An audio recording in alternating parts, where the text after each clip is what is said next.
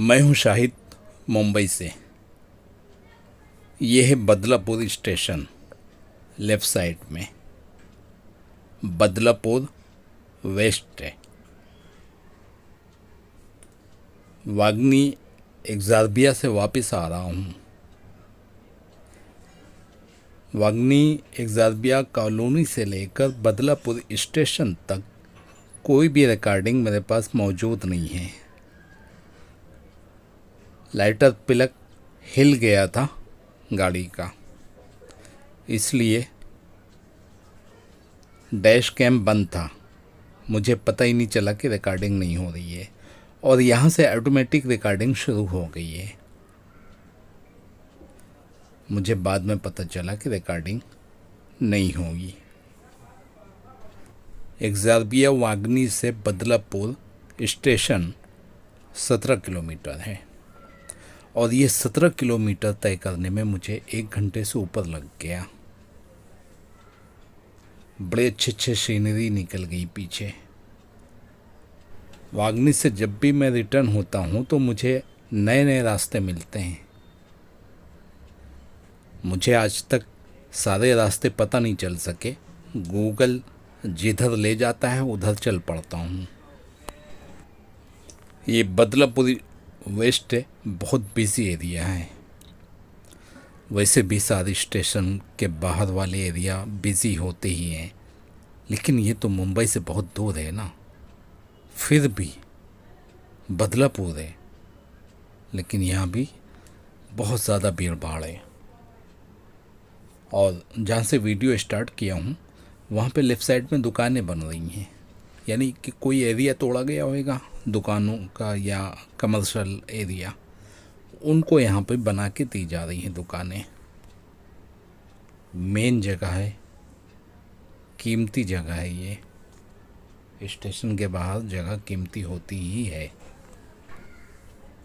जहाँ से video start किया हूँ उससे पहले एक चाय की दुकान थी। बहुत देर से मुझे चाय की दुकान की तलाश थी। एग्जार्बिया से जब मैं निकला था कॉलोनी से तभी चाय की तलब लगी थी, क्योंकि दोपहर का खाना मैं 2 बजे खा लिया था। उसके बाद चाय तो चाहिए 3-4 बजे वाली, और इस वक्त बजे हैं 5। मुझे एक दुकान मिल गई चाय की। स्पेशल चाय बनवाया था, बड़ी ज़बरदस्त चाय बनाया था उसने, मज़ा आ गया। अक्सर रास्ते में जो चाय मिलती हैं वो हद से ज़्यादा मीठी मिलती हैं, और मीठी चाय मुझे पसंद नहीं है। वैसे मैं बिना शक्कर की चाय पीता हूँ, लेकिन मैंने चाय वाले को ताकीद की थी, जितनी तुम पत्ती डालते हो उससे 3 गुना पत्ती ज़्यादा डालना, और जितना तुम शक्कर डालते हो उसके आधी के आधी डालना। यानी अगर तुम 2 चम्मच शक्कर डाल रहे हो पूरी चाय में तो आधा चम्मच शक्कर चाहिए मुझे। और उसने वैसे ही किया। बहुत से लोग सुनते नहीं हैं, अपनी मर्ज़ी से भर देते हैं शक्कर, लेकिन उसने सुना। महंगी भी नहीं थी, एक स्पेशल फुल 20 रुपए की, 4 कटिंग 40 रुपए की। मैंने अभी बताया कि मैं बिना शक्कर की चाय पीता हूँ। इसका मतलब ये है कि मुझे शुगर है, लेकिन मैं दवा नहीं खाता हूँ, और बिना दवा के मैंने शुगर कंट्रोल किया हुआ है। यानी 150 mg शुगर होती है। ग्लूकोज 150 से 180 के दरमियान शो करता है। जो लोग दवा खाते हैं उनका भी लगभग इतना ही रहता है। तो मैंने तो दवा खाए बिना इसको कंट्रोल किया हुआ है, जबकि दवा अपने साथ बड़ी बीमारियां लेकर आती है। हार्ट, किडनी, और 2 बीमारियां और बड़ी हैं, जैसे कि स्किन सुन हो जाना, चोट लगे तो पता नहीं चलना। ये सब दवा की वजह से होता है, शुगर की वजह से नहीं होता। और सुस्ती रहना और अपने आप को हमेशा बीमार समझना, ये दवा वालों की प्रॉब्लम है। मुझे सुस्ती भी नहीं आती है, और मुझे ऐसा भी नहीं लगता कि मैं बीमार हूँ। नॉर्मल ज़िंदगी जी रहा हूँ बिना दवा के। कोई दवा नहीं, ना अंग्रेज़ी दवा, ना होम्योपैथिक, और ना ही यूनानी तरीके इलाज, वैद्यों वाली या जड़ी बूटी वाली कोई दवा नहीं।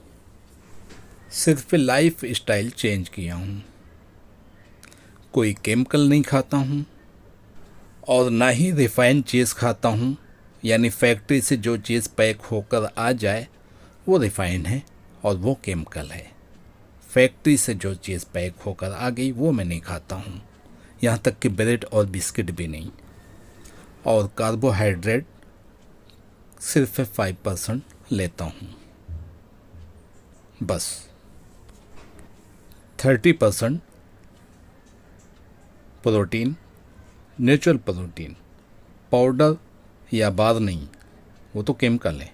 नेचुरल प्रोटीन 30% और 65% फैट। हाँ, चौंकने की ज़रूरत नहीं है, फैट में ज़िंदगी है। गुड फैट, फैट में ही ज़िंदगी है। सबसे बड़ा स्ट्रक्चर है ये जिस्म का। बहरहाल यहाँ मैं इसकी एडवर्टाइज़ करने नहीं आया हूँ। एक चाय में शक्कर वाली बात चली थी तो मैंने बता दिया ये चीज़। लेकिन अगर कोई शख्स है ये पूरा प्रोसेस जानना चाहे, यानी कोई मरीज़ है शुगर का और वो भी बिना दवा के ज़िंदा रहना चाहता है और मुझसे चाहता है कि मैं इसके बारे में कुछ बताऊं, तो वो कमेंट कर दे।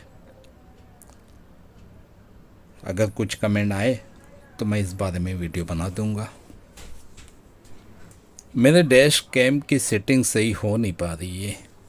कैमरे को मैंने पहले विंडशील्ड के सेंटर पे लगाया था, तो भी डैश का अक्स से कांच में पड़ता है तो वो रिकॉर्ड होता था और वो बहुत ज़्यादा था। फिर मैंने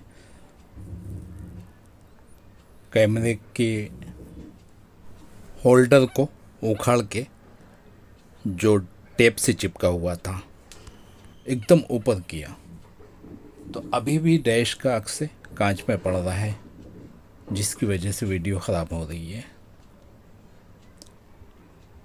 मैं जहाँ भी लगाता हूँ ये प्रॉब्लम आती है, लेकिन बहुत लोगों को देखता हूँ कि लोग रिकॉर्ड करते हैं और ऐसी कोई प्रॉब्लम नहीं आती। मुझे समझ में नहीं आया अभी तक ये प्रॉब्लम कैसे दूर होगी। किसी को मालूम हो तो कमेंट करो।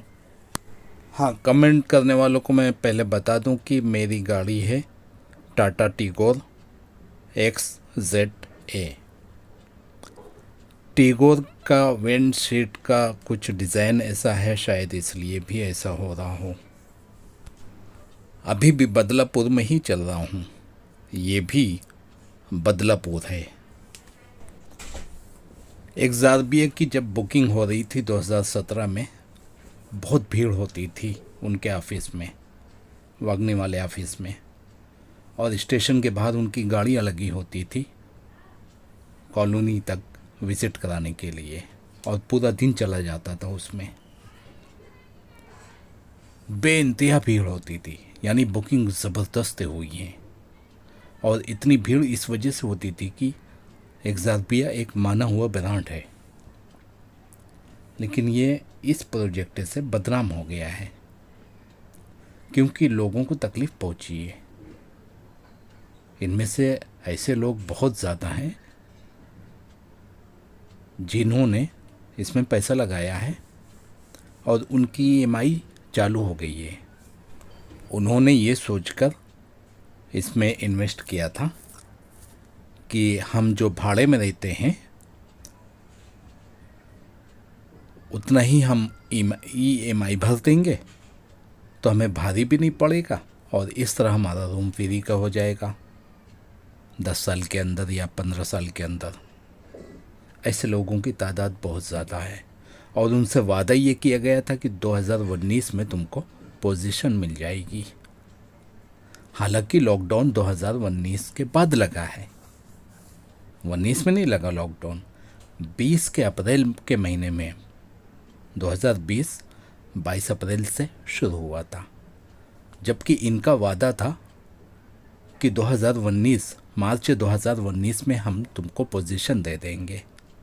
हमें तो यकीन नहीं था और बहुत लोगों को भी यकीन नहीं होगा या यकीन नहीं हुआ होगा, लेकिन इन्होंने वादा किया था। तो इसमें मुझे बहुत अफसोस होता है कि ऐसे लोग रो रहे हैं। उनकी ईएमआई भी चालू है, कंपनी ने उनके फाइनेंसर से पैसा भी उठा लिया है, रकम उठा लिया है, और जितना उनका बनता था उससे ज़्यादा उठाया है, और अभी तक पोजीशन की कोई उम्मीद नज़र नहीं आ रही। मैं अगर अपनी तरफ से अंदाज़ा लगाऊं तो मुझे लगता है कि 2025 से पहले पोजीशन नहीं मिलेगा।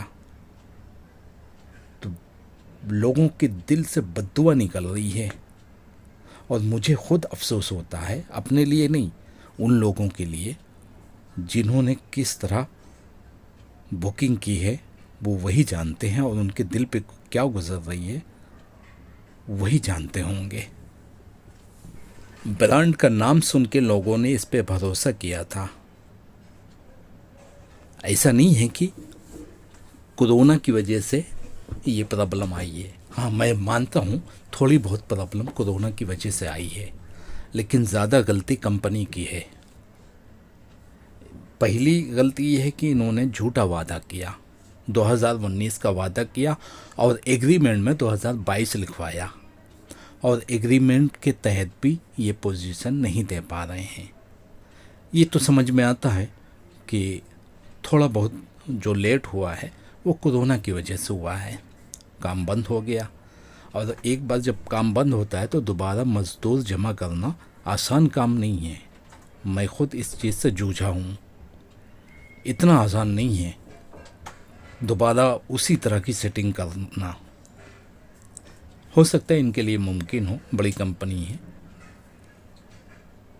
लेकिन बहुत से लोगों के लिए नामुमकिन है ये बात कि पहली जैसी सेटिंग कर लें। या ऐसा भी हो सकता है कि और दूसरी प्रॉब्लम हो उनके पास, फाइनेंस की प्रॉब्लम हो, कुछ लोगों ने सेल्फ फंडिंग किया हो और सिर्फ उन्होंने उतना ही दिया है जितना उनका बनता था कंपनी का। मतलब एक एग्रीमेंट के तहत एक अमाउंट होता है कि पहली स्लैब में इतना देना पड़ेगा, जब प्लेन तैयार हो जाएगी तो उसके बाद 35% देना है, बुकिंग में 10%, प्लेन तैयार होने के बाद यानी बेस तैयार होने के बाद 35%, और उसके बाद पहले स्लैब में 10%, दूसरे स्लैब में 10%, इसी तरह हर स्लैब में 10% देना है। लास्ट में जब पूरी बिल्डिंग तैयार हो जाएगी तो पोजीशन के टाइम पे 10% जो बाकी रहेगा वो देना पड़ेगा। लेकिन ये ब्रांड की कंपनी होते हुए और इसके ऊपर लोगों का ट्रस्ट भी था, भरोसा भी था, यकीन था, विश्वास था, लेकिन मैं तो कंपनी को ही ब्लेम करूँगा कि कंपनी ही डाकू है, क्योंकि लोगों को यानी कस्टमर को कंपनी के लोगों ने डराया है, धमकाया है, और जिन्होंने लोन लिया था यानी लोन के ज़रिए लिया है, उनके फाइनेंसर से कंपनी ने अनाप शनाप पैसा उठाया है, जिसमें से कुछ मेरे दोस्त भी हैं और रिश्तेदार भी हैं, और उनकी ईएमआई चालू है, जबकि काम बंद पड़ा है, लेकिन वो ईएमआई भर रहे हैं। उनका मुद्दल जूं का त्यों बना हुआ है और ब्याज वो हर महीने अदा कर रहे हैं। ये बहुत तकलीफ़ दे बात है, बहुत ज़्यादा तकलीफ़ दे बात है। वैसे मुझे यकीन नहीं होता कि इतना बड़ा ब्रांड एक्सर्बिया ऐसा हो सकता है, क्योंकि उसके वर्कर चोर हैं तो कंपनी चोर है। क्योंकि कंपनी की इजाज़त के बगैर तो उनके वर्कर को क्या पड़ी है कि लोगों को डराएं और धमकाएं। मुझे खुद डराया गया है। मेरे पास तो लेटर भेजा गया है कैंसिलेशन का, G8 का। बिल्डिंग है नहीं, बोल रहे हैं 35% जमा करो। क्यों जमा करूं? मेरे पास लेटर भेज दिया गया है डराने के लिए कि तुम्हारी बिल्डिंग कैंसिल हो गई है, तुम्हारी बुकिंग कैंसिल कर दिया मैंने। ना ही उसमें स्टाम्प मारा है कंपनी का और ना ही डेट डाला है। पता नहीं क्या समझ के मुझे डरा रहे थे। मैंने तो कॉल रिकॉर्डिंग भी यूट्यूब में डाली है, पिछले साल कई डाली हैं। उसके बाद ही तो मेरे पास फ़ोन आने बंद हुए हैं डराने धमकाने वाले। तो ये जिसको डराया गया है और धमकाया गया है, धमकी दी गई बाकायदा, वो सिर्फ मैं अकेला तो नहीं हूँ ना, बहुत लोगों के साथ ऐसा किया गया है। तो जितना बड़ा नाम था इस कंपनी का, उतनी ही बड़ी डाकू निकली ये कंपनी। मैं तो खुलेआम कह रहा हूँ।